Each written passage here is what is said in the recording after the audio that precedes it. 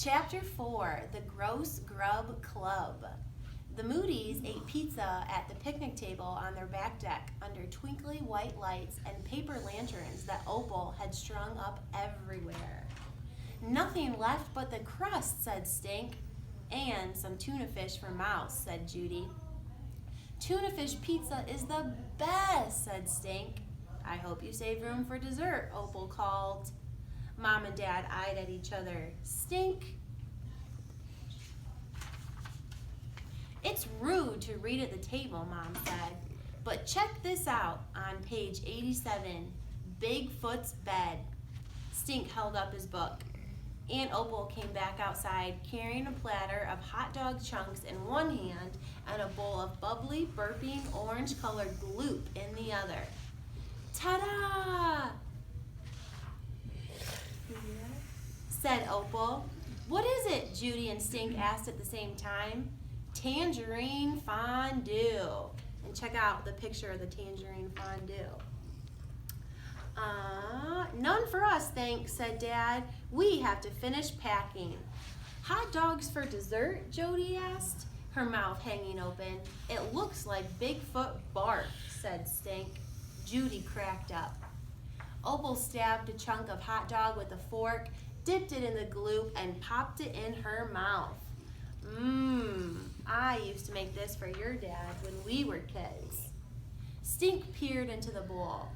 Are those Fruit Loops? Uh-huh. Dig in, guys. You first, Judy said to her brother.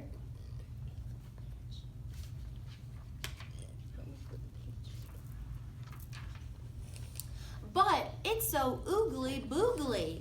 This is nothing. When I was in Bali, I ate grilled cockroaches. Gross, Judy and Stink yelled at the same time. Tell you what, if both take a bite, we can all be in the same club, the I ate something gross club. Stink and Judy look at each other, bug-eyed. Just one bite and we're in the gross food club, Stink asked. For real? For real. Well then, pass over the hot dogs, Judy said, grinning. At bedtime, Aunt Opal sat next to Judy on the top bunk, painting Judy's toenails in a rainbow of colors. So then, after the Peace Corps, I trekked across the Sahara Desert, and after that, I moved to Bali. That's where I lived until about a month ago. Aunt Opal waved a fancy fan to dry Judy's toes. Mega cool! Is that where belly dancing's from? Bali, not belly, you silly goose, she laughed. It's an island, Judy wiggled her toes. So, what's for summer? Aunt Opal asked. Any exciting adventures that I should know about? Judy twirled the new mood ring on her finger. Well, I was going to have the best summer ever, but my friends wrecked it. Opal climbed under the covers of the bottom bunk. I hate it when that happens. Seriously, we were all going to do these way exciting dares and get thrill points, but Rocky's at circus camp and Amy went to Borneo. Opal turned off the light. Moonlight flooded the room. Judy snuggled down in bed with Mouse on her stomach. I love dares, Opal said between yawns. In Kenya, someone once dared me to ride in an ostrich race. Did you win? An ostrich won without me. I fell off at the starting line, Opal said sleepily. You know what, Aunt Opal? You just gave me an idea. Ka-choo! A light snore drifted up from the bottom bunk. I mean, what if we still did the dare chart, but made it into a race? Me, Rocky, Amy, and Frank. Ka-choo! More snores. We could do each other's dares and keep track of our points. First one to get to 100 wins. Ka-choo!